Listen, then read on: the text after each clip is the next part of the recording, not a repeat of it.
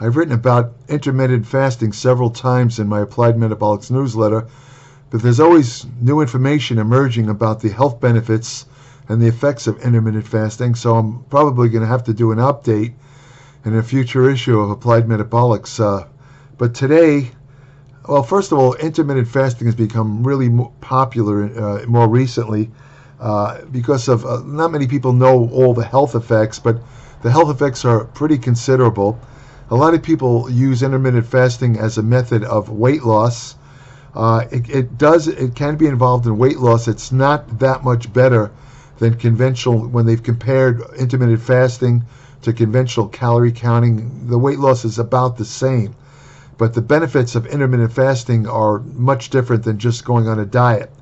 Intermittent fasting is a term people use to describe patterns of eating that include regular patterns of fasting in which they consume very few or no food.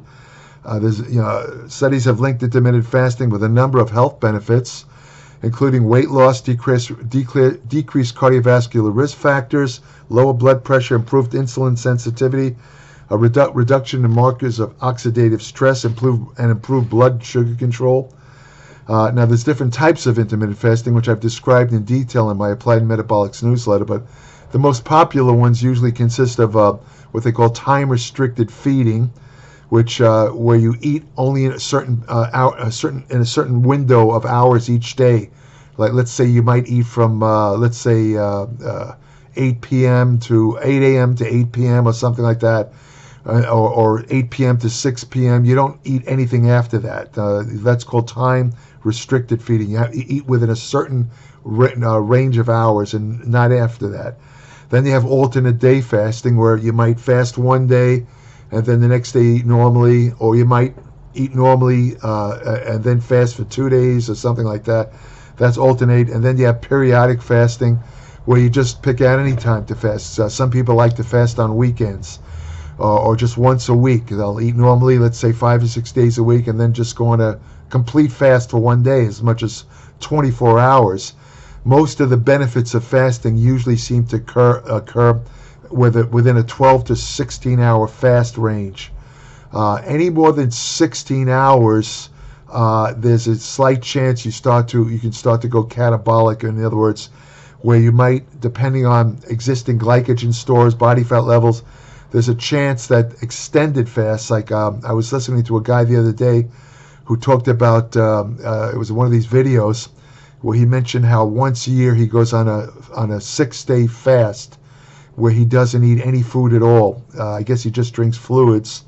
That is absolutely horrible for anybody involved in physical fitness or exercise. You will lose a ton of muscle on that. I mean, there are things which I'll get into in a minute. There are aspects of fasting that help protect muscles, but once you get past a certain point, then there's a danger of muscle catabolism. Okay, but let's talk about this video. I want to talk about some of the possible side effects of intermittent fasting. One of the most obvious one is hunger. I mean, if you don't eat, most people will get hungry. A 2018 study, including 112 people, assigned some participants to an intermittent energy restriction group. They consumed 400 to 600 calories on 2 non-consecutive days every week for 1 year. These groups reported higher hunger scores than those who consumed a low-calorie diet with continuous calorie restriction. Another 2020 study looked at 1,422 people who participated in fasting regimes lasting anywhere from 4 to 21 days. They tended to experience hunger symptoms only during the first few days of the regimen, and only 1% of the study subjects reported feeling hungry after that time. What happens there is after a certain number of hours, the body detects the lack of food and sets into motion a couple of internal mechanisms that kind of blunt the appetite. This includes the production of ketones, which are byproducts of fat metabolism. People who are familiar with low carbohydrate or ketogenic diets know what ketones are. They're metabolic acids. And one of the things they do is they tend to turn off the appetite. Other things that kick in, especially after an extended fast of, let's say, 16 hours, what happens is then your growth hormone levels start to go up. And when that goes up, your body liberates fat. And the fat also tends to stimulate certain processes in the body that basically blunt appetite. So basically, a lot of times you'll be hungry, let's say in the first couple of hours of a fast, and then suddenly the appetite goes down. You're not hungry anymore. And the more often you do intermittent fasting, the less hunger you will feel. That's a strange effect of intermittent fasting. Another possible side effect is headaches. That's usually seen during the first few days of a fast. A 2020 review looked at 18 studies of people undergoing intermittent fasting regimes. And in the 4 studies that reported side effects, some participants said that they had mild headaches. One review of fasting-induced headaches noted that, this is directly from the study, quote unquote, fasting headache is usually diffuse or located in the frontal region, and the pain is non-pulsating and mild or moderate intensity. In most cases, the headache occurs after at least 16 hours of fasting and resolves within 72 hours after resumption of food intake. The likelihood of developing fasting headache increases directly with the duration of the fast. In other words, the longer the fast, the greater the chances of a mild headache. Headache sufferers have a higher risk of developing headache during fasting than people who do not usually suffer from headache. In other words, if you have a tendency to have headaches, you're more likely to feel a mild headache when you engage in fasting. Hypoglycemia or low blood glucose levels and caffeine withdrawal have been especially implicated as causative factors, but much remains to be understood about this topic, unquote. Another possible side effect of intermittent fasting is digestive problems. Digestive issues include constipation, diarrhea, nausea, and bloating. Those are symptoms you might experience if you do intermittent fasting. Not very often. They're relatively rare. The reduction in food intake that comes along with some intermittent fasting regimens may negatively affect your digestion, causing constipation and other side effects. Plus, changes in diet associated with intermittent fasting programs may cause bloating and diarrhea in some people. Again, this is pretty rare. Dehydration can cause constipation. In other words, if you don't drink any fluids when you're on the fast, if you already start out a little bit dehydrated, and then you go on the fast and don't drink any fluids, there's a much larger chance of getting constipated. So you should always ensure fluid intake during any type of fasting regime, any type. Non-calorie fluids, preferably, of course, because it is supposed to be a fast. Another possible side effect is irritability and adverse mood changes. Well, that happens on any diet. I mean, anytime you restrict calories, and you got to be real careful you eat, it tends to make you a little bit more irritable, and fasting is no exception. Some people get irritated when their blood glucose levels decline. When the blood sugar goes down, they get irritable. That can also cause anxiety and a lack of concentration. So again, this depends on the individual. Some people actually feel better when they fast. They get a mood elevation. Again, this could be due to the ketones and the various chemicals that are induced by intermittent fasting. So it depends. It's hard to predict. Then, of course, by not eating any food, another possible side effect is having low energy. This relates again to the lower blood glucose levels that occur when you don't eat any food. However, once you stop eating after a couple hours, the liver glycan especially, liver glycogen, which is stored carbohydrate, starts to break down, keeps your blood glucose levels high. So, the real blood glucose problems only come really with very extended fasts. I'd say that go past 24 hours. An 8 to 16 hour fast usually is not going to cause a blood glucose or hypoglycemia problem unless you have a pre-existing disposition to that type of problem. A lack of sleep can also cause feelings of fatigue, but a 2020 study published in the journal Nutrients found that most people who practice regular intermittent fasting felt less fatigued and more invigorated. Another possible side effect of intermittent fasting, and this happens with low-carb and ketogenic diets also, is halitosis, or bad breath. That's caused by the lack of salivary flow. In other words, your mouth tends to dry out, and when it dries out, you get this buildup of bacteria that causes halitosis, or bad breath. It causes this chemical called acetone. It's been compared to the smell of nail polish. I've been on ketogenic diets, and I think I had some of this. I don't remember ever having breath that smells like nail polish. I don't know where they get this from, but that's what they say. Acetone is a byproduct of fat metabolism. So when the fat starts to break down, this acetone is released, comes out in the breath. As a matter of fact, people don't realize, they always wonder, where does the fat go? When you lose body fat, where does it go? How does it get out of the body? It comes out through the lungs. You breathe it out as carbon dioxide and water. That's the ultimate fate of fat that's oxidized. You breathe it out, carbon dioxide and water, and sometimes some of the byproducts of fat catabolism or breakdown come out also, including acetone, which will give you a kind of little aroma to your breath. Dehydration, again, could cause bad breath during fasting, because of the dry mouth effect, which causes these odor-producing bacteria to build up. Of course, you can always rinse your mouth with Listerine or something like that, or take one of those little things, peppermint sprays, and it's no big deal. Sleep problems. Research suggests that sleep disturbances, such as being unable to fall asleep or stay asleep, are among the most common side effects related to intermittent fasting. A 2020 study observed 1,422 people who participated in fasting regimens lasting from 4 to 21 days. The study found that 15% of the participants reported sleep disturbances related to fasting.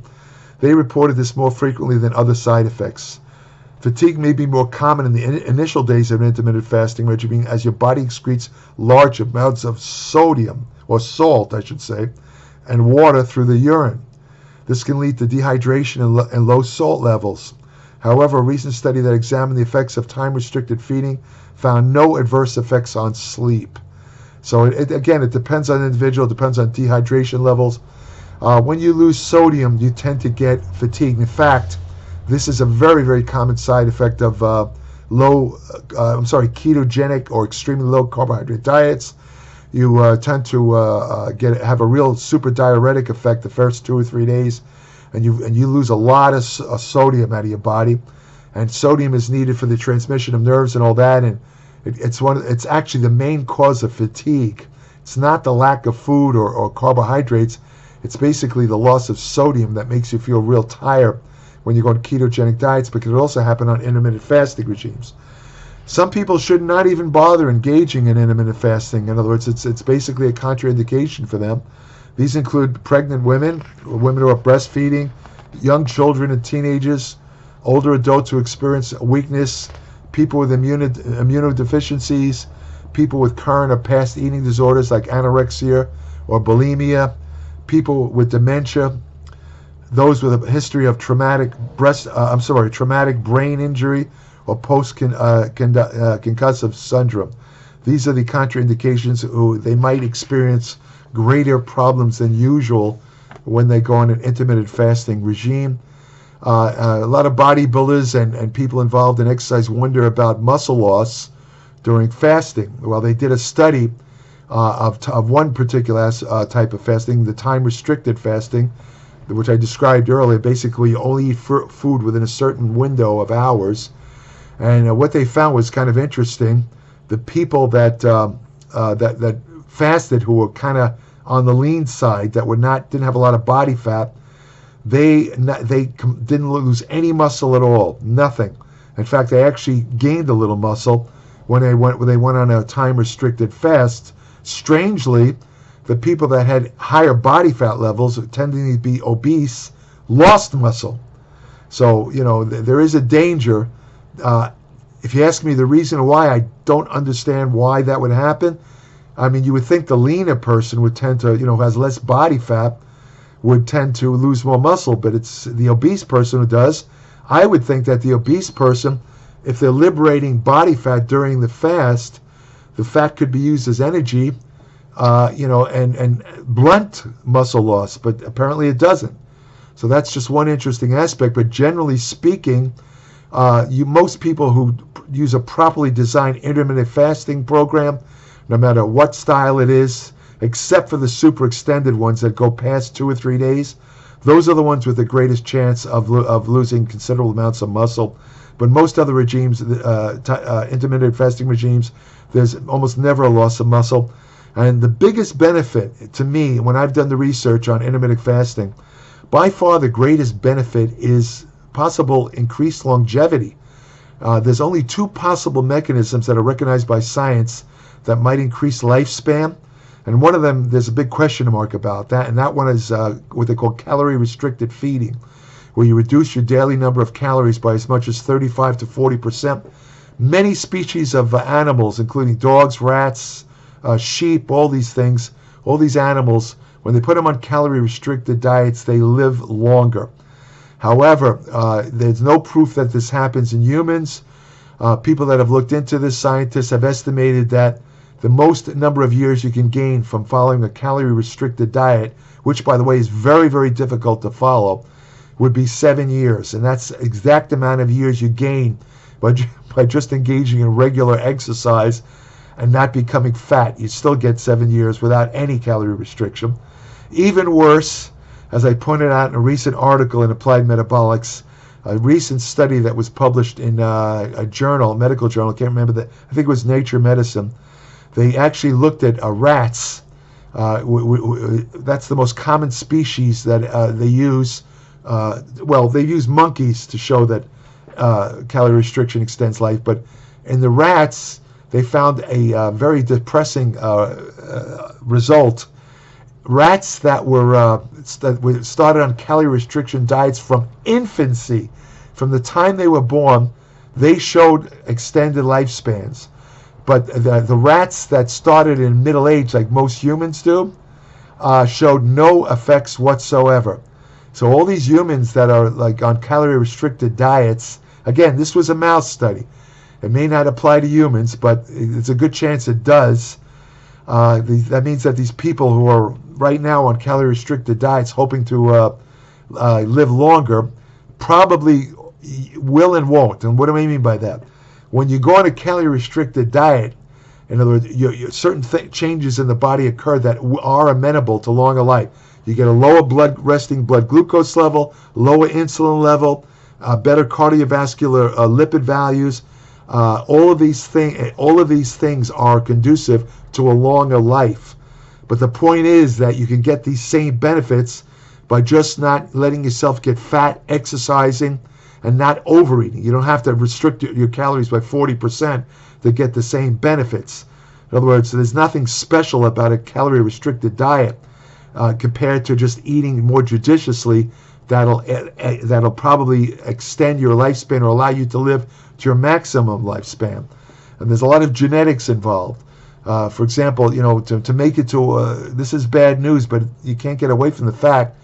If you want to live to over 100, you have to be born with the genetics to do so.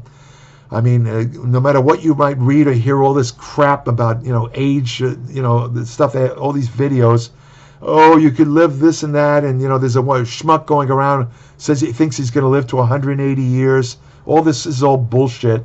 The truth of the matter is, the people that live to over 100, the plain fact is, they have genetic mutations. A study just came out the other day that looked into people that were 100 years of age or older, and they confirmed what I've written for about 30 years. People who are lucky enough to live to over 100 or more, have much more effective DNA repair mechanisms. In other words, their cells are able to repair themselves much more effectively than average. That's what allows them to live to over 100. And many of them don't even follow special diets. They don't necessarily work out. But here's my point. Related to intermittent fasting, what they found, most scientists who study this intermittent fasting now believe that you can get about 95% of the benefits related to longevity from intermittent fasting that you can by following a much more stringent calorie restricted diet that restricts 35 to 40% of daily calories. Most people cannot handle that. It's very little food. Now, why does intermittent fasting do that? Because it induces a process called autophagy. I'm not going to get into autophagy. I cover that in my Applied Metabolics newsletter, but suffice to say, autophagy could be compared to refreshing your computer. Like, let's say something's jammed up, you turn it off, you turn it on, everything's back to normal. That's what autophagy is in the body. It basically resets your metabolism, allows your body to clear out junk in the brain and in the body, and by doing so, that definitely makes the body more efficient and is very conducive to increasing longevity. That, in a nutshell, is the greatest benefit of intermittent fasting. That's why everyone should consider intermittent fasting. If you want more information on nutrition, exercise science, anti-aging research that does work, again, nothing's going to make you live to over 100 if you don't have the genes for it. Not right now, anyway. Hormonal therapy, nutrition, supplement science, ergogenic aids, women's health and fitness. All these subjects are covered in detail, evidence-based, in my Applied Metabolics newsletter, www.appliedmetabolics.com. It's 40 to 50 pages, no ads, just pure information based on existing research, and you have to also consider my nearly 58 years of study and experience, which you really can't be compared to anyone I know of. All of that's included in my Applied Metabolics newsletter. You will learn something, I guarantee it. No matter who you are, no matter what your level of education, you will learn something in every issue of Applied Metabolics, and it'll be practical. It'll be something you could use now, not some way out theory that doesn't really have much practical use. I don't see the point of that. So, and when you subscribed, I'll send you an invitation to join my private Applied Metabolics Facebook page, where each day I post new information on nutrition, exercise science, and general medicine. I have an email portal on my Applied Metabolics website where only subscribers can send me brief questions, which I'll be happy to answer.